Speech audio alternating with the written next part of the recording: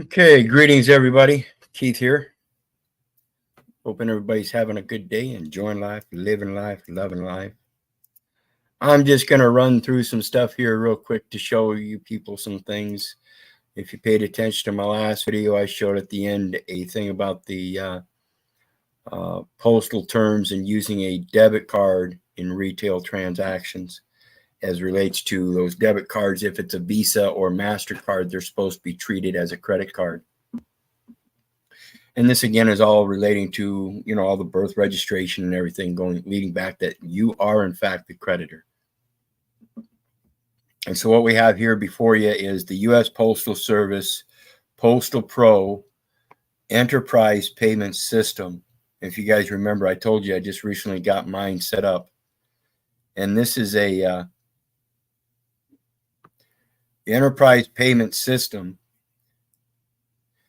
or EPS, allows customers to pay for products and services through an enterprise payment account funded as an automated clearinghouse, ACH, debit, or trust account. I established mine as a trust account.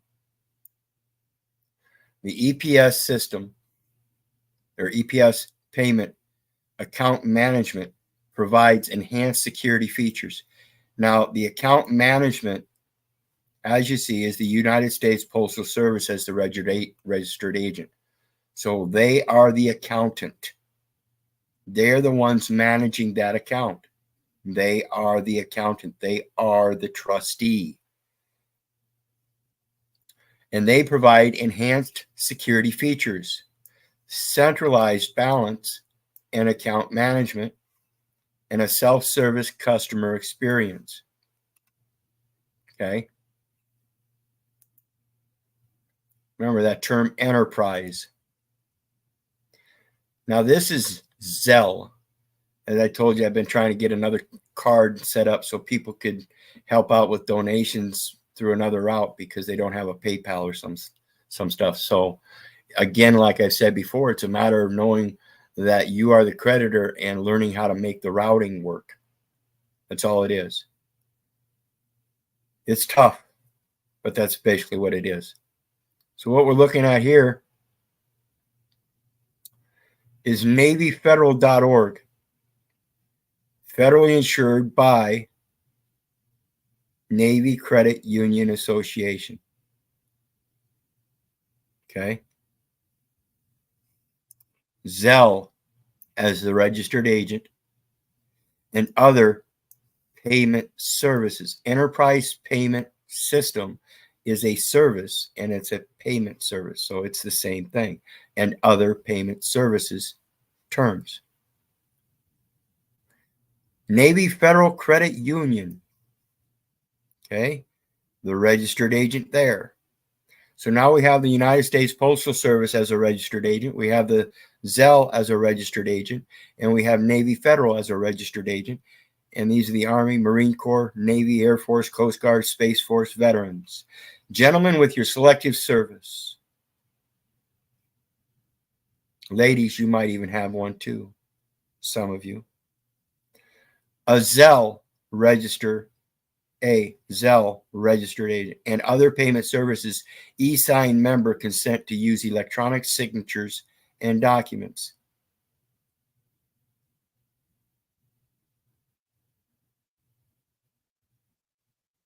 Hardware and software are already there. And they're going to give you the most current version. And it's going to be one of the most secure cybersecurity setups for your routing. Particularly when you correct that status that you're not a national, you're not a resident, but you're an international diplomat, an ambassador of God, maintaining a diplomatic post, equal station in life as the military post.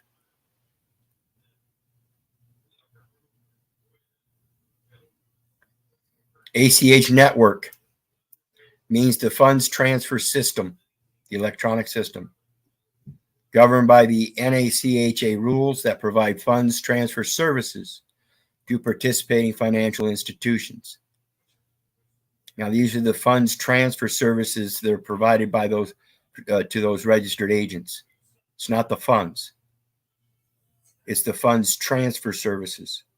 The funds, again, are provided by you. These are the institutions and definitions for the funds transfers. Business day is Monday through Friday. That an eligible transaction account is a U.S. transaction account from which your payments will be debited, or a U.S. transaction account to which payments and credits will be credited. That is eligible for the Zelle and other payment services. Now, if I'm already eligible for the top service, United States Postal Service, wouldn't that already be connected with the Navy Federal somewhere along the line? Again, like I said, that selective service number. It's a military post. It's a military routing for posting. Navy Federal, we, us, an hour refers to Navy Federal Credit Union and its affiliates and service providers. Affiliates. Network financial institutions means financial institutions that have partnered with Zelle. Payment network means a debit or credit payment network, such as the ACH network, Visa registered. So now you know why that card is to be treated as a registered or as a credit transaction.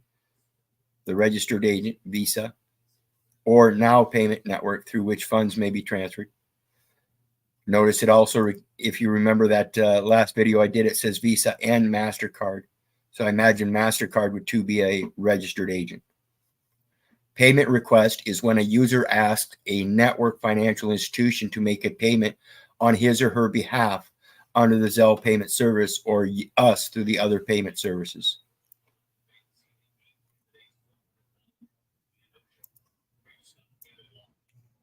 Financial institution is a person or persons, and that's under 39 U.S. code. Postal Service. So if you're using that address, again, I'm telling you, it's important to learn how to use a number in lieu of the name and address. Service provider means companies that we have engaged and their affiliates and subcontractors to render some or all of the Zelle and other payment services to you on your behalf. Other payment services, not the funds, but the services. So as a benefactor, you don't take upon those services. You give them a direct order that they've already been assigned the services, and you're not subcontracting the services. You're extending the credit.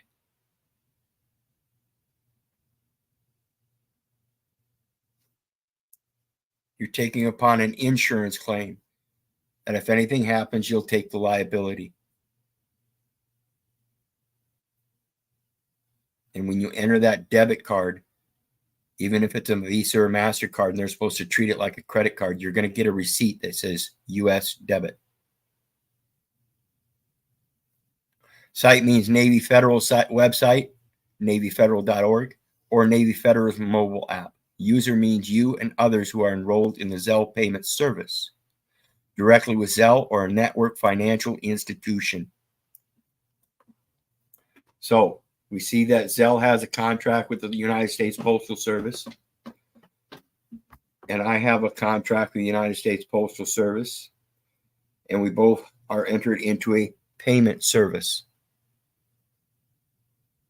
I'm not the trustee. They are. It's noted in the paperwork publicly. I accepted an open offer, and I provided the trust account noting that there's a beneficiary. So you can go through and read all that. This is stuff that people need to do for their own research. So let's look at Fiserv and enterprise payments, Zelle disbursements. So now we have Fiserv. Fiserv is a financial service corporation. Businesses providing funds to their customers want a frictionless approach that avoids the need for confidential information. So the business would be the United States Postal Service as a business, and they're supposedly providing me funds as a customer. So that document they provide me is a definitive paper bond. It's an obligation or other security of the United States, known as an offer in formation of contract at a private level, because contracts maintain privity just like a trust does. And so I get to use that instrument and put my negotiable terms on it. That negotiable term is that the business isn't the one providing me with the funds. I'm using my own funds. I'm using the financial asset that already exists that hasn't been handed over, and I want it. It's mine. Give it back to me.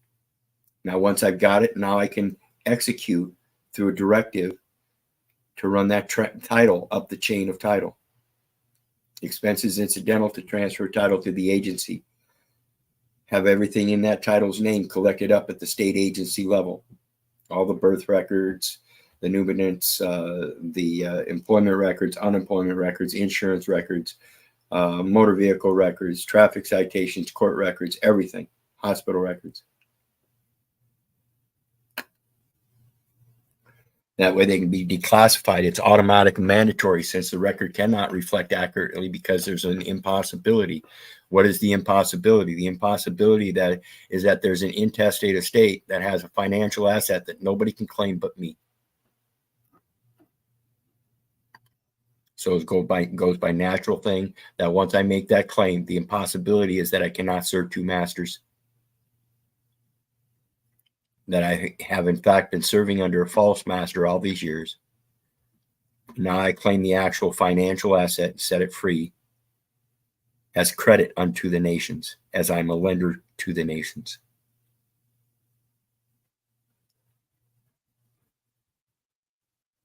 So we go down, we look at this, and we read, and come down here. I want everybody to read that real close. Providing funds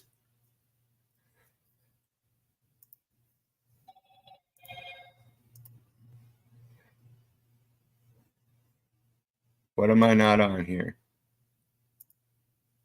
There we go. My apologies, folks. Just so you know, this is the Fiserv I was talking about. Enterprise payment systems. Why use Zelle and all that.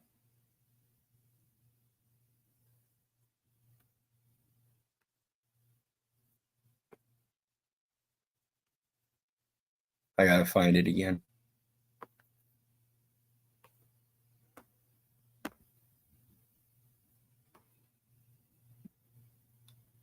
Providing funds through registered social tokens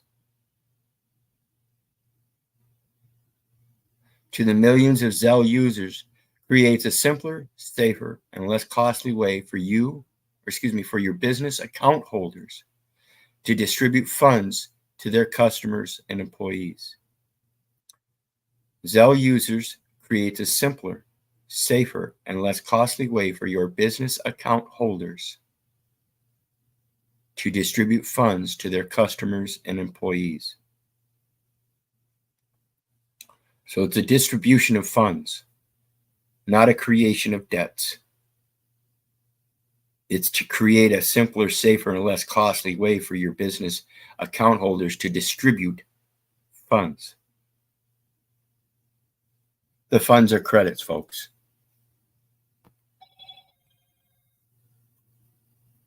Those credits are established on, and this is Title 8, immigration. Petitions for employment creation immigrants. So see, when you're born, there's a birth registration, and it's an import document stating immigration, and it also states a Medicare qualified government employee.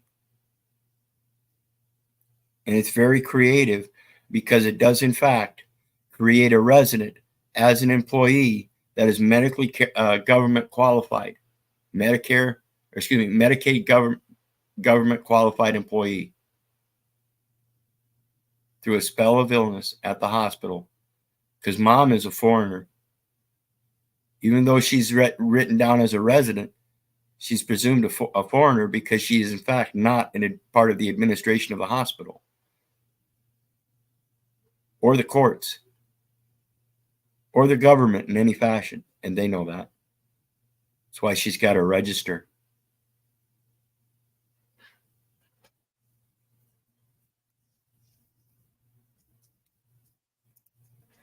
Immigrant petition to classify an alien under Section 203b5. See, the classification of that baby comes first, and they have to classify it, and they classify it as an alien. That alien is classified as an immigrant for employment and is conferred a nationality. It's a conference of a nationality. And that conference of a nationality is because there really is no nationality. United States, born in the United States, is an impossibility. You can have a birth certificate in the United States, but it'd only be transported there from outside of the United States. The United States has no birth registry of its own. Can I be born in the United States? The United States is located in Washington, D.C., and that means the United States is merely the records kept in Washington, D.C., and that is the Library of Congress.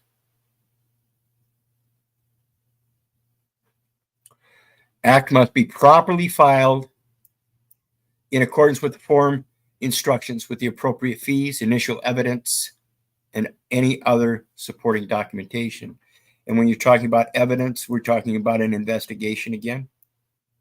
And when we're talking about filed, we're talking about the clerk that files a judicial instrument. When you enter a document in the record, that is one thing.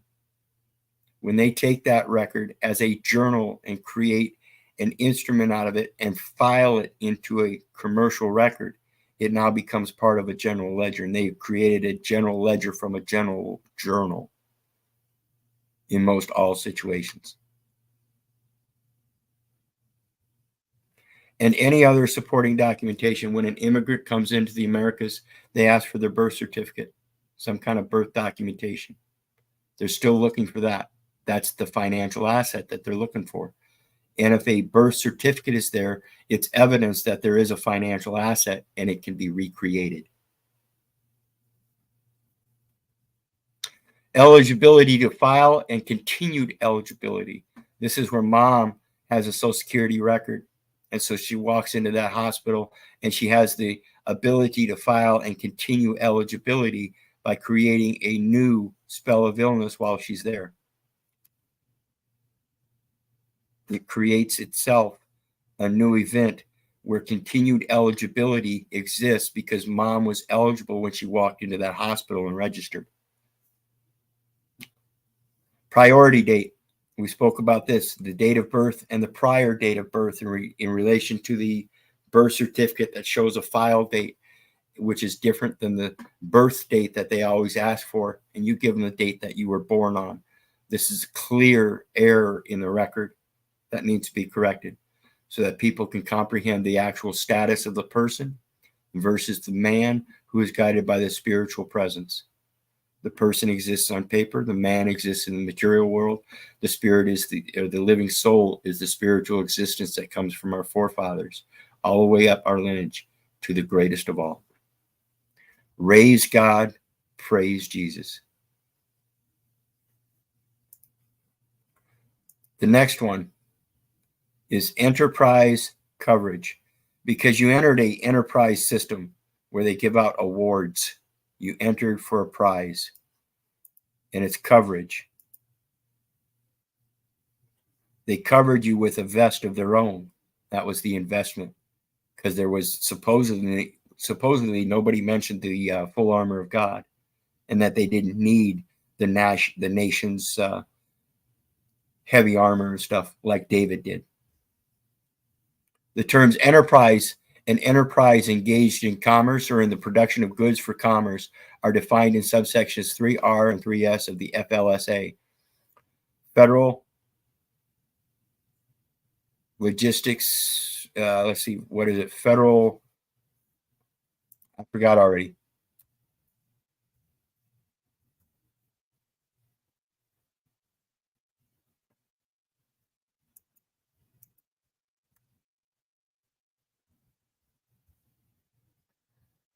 Fair Labor Standards Act.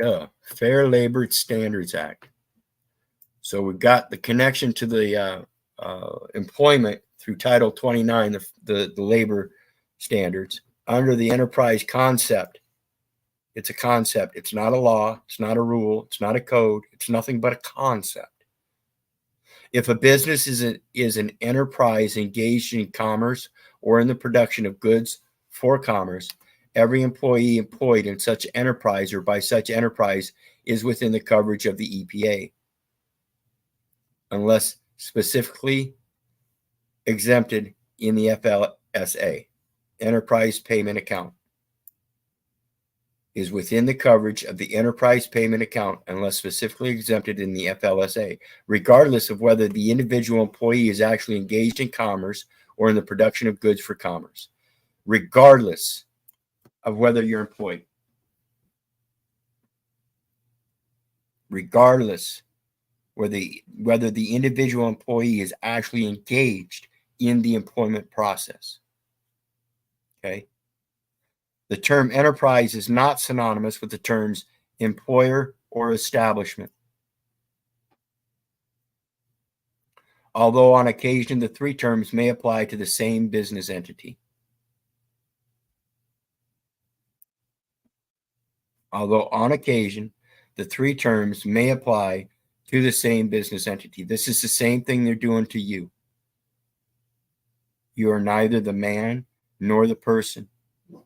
You are the living soul, and you guide the man, and you help him guide his person.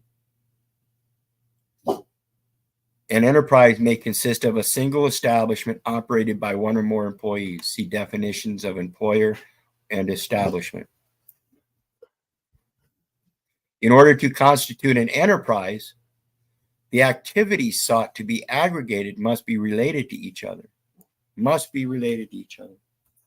In other words, if you're going to be using their forms in the Battle of the Forms, then you're related in the war. You are, in fact, involving yourself in the war. This is why I tell people you really have to learn how to discern your actions. Because just picking up a pen can be an act of war. If so, you're in deep shit. If you're going to pick up a pen, make it mightier than the sword and bring it in peace. That, folks, is letting credit flow in the ink through the eye of a needle known as a pen. Let's look at the next one.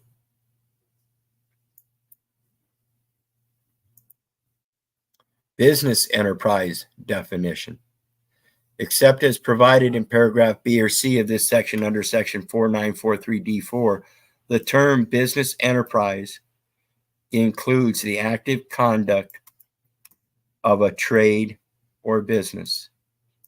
So a business enterprise must be performing trade or business, which is further defined as the performance of the functions of the public office.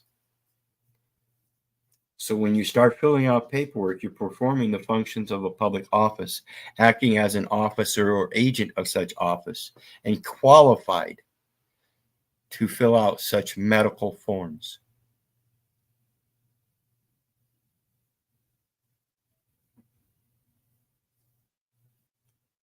Better quit doing it. 29 CFR 779.204, common types of enterprise. The single establishment business is the simplest type of organization. The entire business ordinarily is one enterprise. The entire business activity of a single owner, employer may be performed in one establishment, as in the typical independently owned and controlled retail store. In that case, the establishment and the enterprise are one and the same.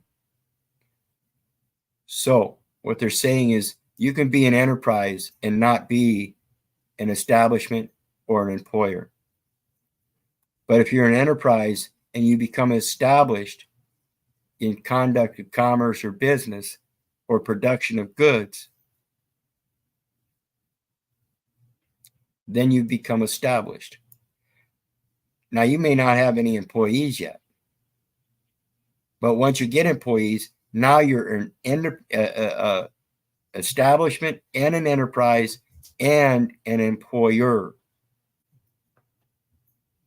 You don't have to be those. You can be just the enterprise, the living soul, and let them know that there is the establishment of a man, and his person is not employed. His person is not employable.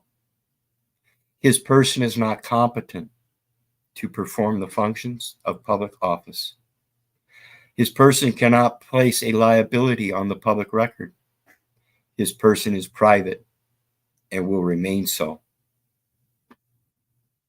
If you want to attach to his person, you have to talk to the living soul. An impossibility. Are one and the same. All of the activities of the store are related and are performed for a single business purpose. And there's both unified operation and common control.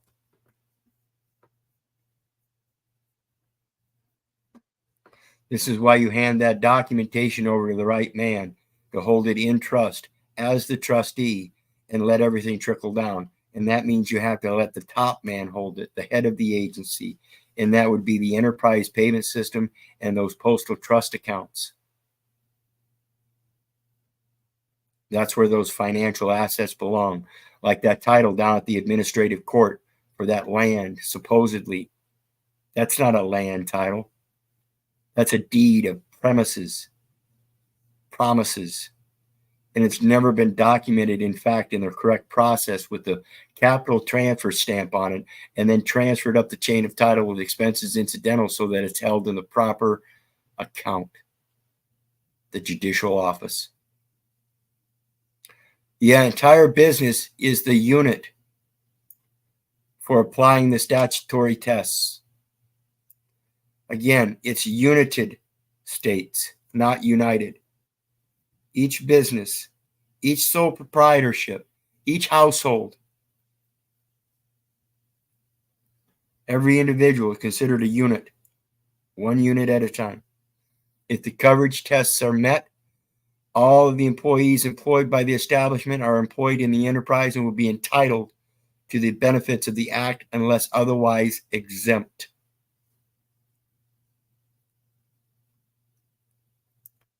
Entitled. Therefore, if it's held in the labor department, which is an administrative department, then it needs to be transferred up the line to the proper labor department, the military. Every inland or every post office is an inland marine installation. They determine the judicial amounts for the per diem, whether it be a military or civilian. And they do it based on the units of investors. Let's take a look at the next one. This is where I showed in the stream earlier. This is the post office as it relates to those enterprise payment systems and debit cards that are accepted for all services except passport fees to the State Department. Debit cards may be used to pay the U.S. Postal Service registered agent processing fee. They are the service of process. That's what they're supposed to do. They're supposed to process it. They are the accountant. They are the manager of the general ledger. Cash back allowed in $10 increments up to $50. If a checking or debit card has a Visa or MasterCard logo on it, then it should be treated like a regular debit card, or regular credit card.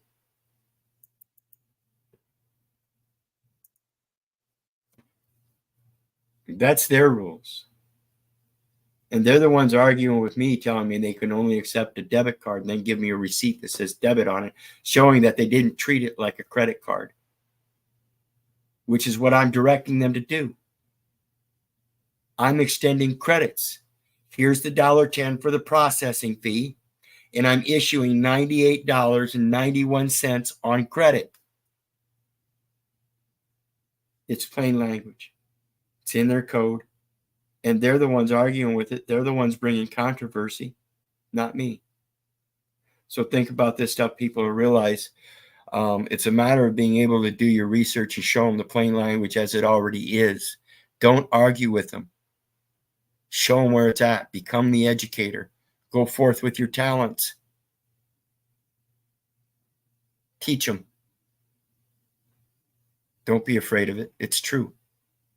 It's material fact in evidence that they can't argue with. It's known as admissions. Admit or deny that you were supposed to treat a debit card as a credit card. And if they say no, they're the ones that prove to be incompetent. They can admit that they didn't know, but they now understand it because now they see, how it's supposed to work. And yeah, you're right. Okay. That sounds like an agreement. Again, you've got to bring the piece to the table. You've got to bring the equity. Otherwise, they're going to keep arguing with you, arguing with them. Think about this, folks. And remember, if it wasn't for you guys, I wouldn't be doing this. I do love you, but I don't give a fuck whether you love me back or not. Start learning how to do your research, because I don't want you to believe me, the neighbor, the government, your mother. The only way you're going to learn it is doing the research yourself. That's the true benefit of knowledge, and that's your investment in yourself to prevent them from being the investor for you. So God bless. Have a good night. We'll see you next time.